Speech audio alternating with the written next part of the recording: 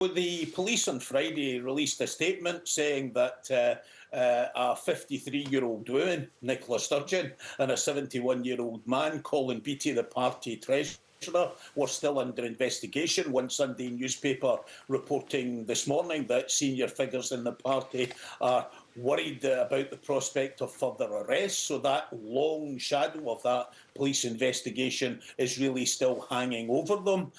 Nicola Sturgeon spoke about how incredibly difficult the situation was regarding her husband and, of course, the former chief executive of the SNP for 22 years. Now, some government politicians not doing so well are those in Scotland. It's been a very dramatic week in Scottish politics. Peter Murrell, the party's former chief executive and husband of Nicola Sturgeon, was rearrested and charged, and climate change targets were watered down, leading to questions about the future of the coalition between the SNP and the Greens. Lots going on, and we thought we'd find out what's around the corner this week with the Times and the Sunday Times' Scottish political correspondent John Boothman. Afternoon, John. How are you doing, Kate? Goodness me, what is going on up there? Look, this weekend there's a real sense of doom and gloom in the SNP. I mean, they're all a bit shocked and bewildered, even though we've known for a long time that what happened with Peter Murrell might come, charged with embezzling party funds. A very, very, very serious situation. Comes on top of, a whole series of things. There's been big rows in the past few weeks about the hate crime legislation. There's been pretty poor polling for the SNP. Independence itself really sliding down the agenda. Charges against the government that it's focused on the wrong priorities. And as Adam said there, this week you've had the government in a very, very difficult position. Both the SNP and the Greens in trouble over ditching a major climate change target, that target of reducing emissions by 75% by 2030. You've got a whole-scale revolt now going on in the Greens. They might actually leave the coalition. Patrick Harvie, their leader this morning, saying he didn't know whether he would win around that subject or not. Now, if that actually happened, that would be more misery, more headache for Humza Yousaf, because he, from the very beginning, since his election last March, has staked his entire political reputation on this deal with the Greens. Let's take those two things just in separate parts. So in terms of the Peter Murrell arrest, what happens next here, and what's the impact on Nicola Sturgeon, but also on the SNP more broadly, do you think? Well, the police on Friday released a statement saying that a 53-year-old woman, Nicola Sturgeon, and a 71-year-old man, Colin Beattie, the party treasurer, were still under investigation. One Sunday newspaper reporting this morning that senior figures in the party are worried about the prospect of further arrests. So that long shadow of that police investigation is really still hanging over them. Nicola Sturgeon spoke about how incredibly difficult the situation was regarding her husband and, of course, the former chief executive of the SNP for 22 years, Peter Murrell, who, as we've said, has been charged with embezzlement. And that's embezzlement of the SNP's own funds. And in terms of the impact on the SNP more broadly, I mean, does it do much more damage? Is the damage already priced in? I mean, how do people feel about it?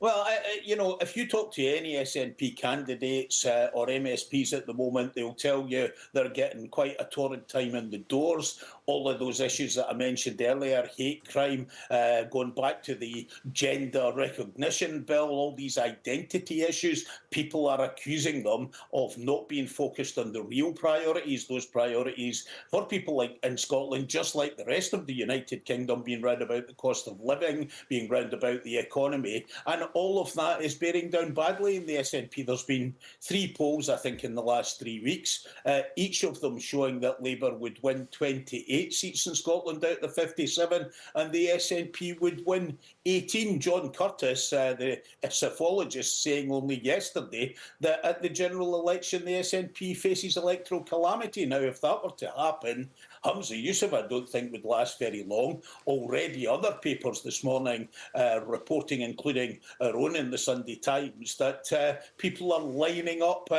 really candidates for this succession already. Yeah, and the questions over climate targets won't help any of that. Times and Sunday Times Scottish political correspondent John Boothman, thanks for joining us this afternoon. Thanks, Kate. Thank you. On the way, some political news from further afield with the world's biggest election underway in India. Right now, though, let's get the latest headlines with Tom Noonan. Hi, I'm John Hammond. OK, First Minister, thank you for doing the interview. What's your reaction today in the breaking news about Peter Murrell's arrest? Well, look, I obviously can't comment on a live police investigation. You would know that. But what I will say is that the SNP has fully cooperated with the investigation and it will continue to do so. And of course, on the weekend that just passed, my first NEC meeting as party leader, we agreed to carry out a review on governance, on transparency, and of course with some external input too. And the details of that will come forth in the next few weeks. When did you first hear the news about the arrest and what was your reaction? I was told this morning after the event, and of course my reaction, as you'd imagine, much like anybody involved in the SNP, is that this is a difficult day for the party. But again, I just reiterate and emphasise it's so important for me not to comment on a live police investigation and be seen to prejudice that in any way, shape or form. Is this a real reason why Nicola Sturgeon resigned? No, I believe Nicola Sturgeon absolutely that she had taken the party as further forward as she possibly could. I think anybody who has particularly seen Nicola through the COVID pandemic could really sympathise with just how exhausted she absolutely was. How do you think the public will be reacting to this news?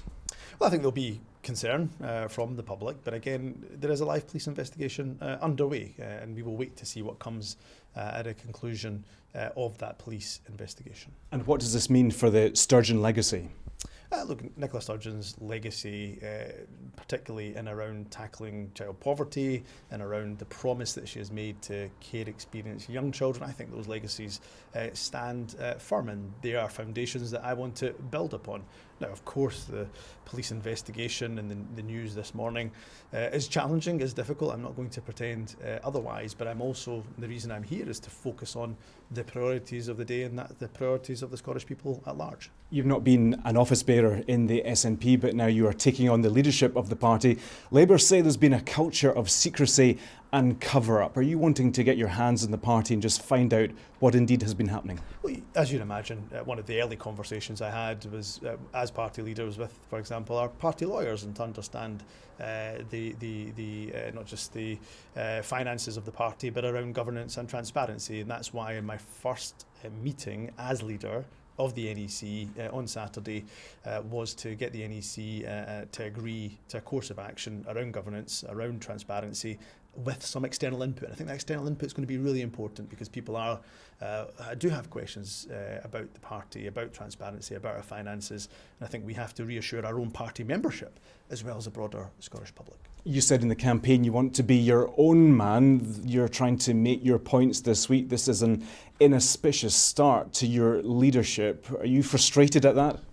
Well, again, the police have got to take action as they see fit, so I'm not going to criticise the timing of that. It's important there's a police investigation that is ongoing. I won't comment on that, but I hope I'm able to demonstrate in the first few days in terms of my official visits that my focus and the focus of the government is on reducing substantially child poverty. It's on, for example, trying to reduce inequality where we can, and I'll stay focused on those priorities. First Minister, thanks very much. Thanks.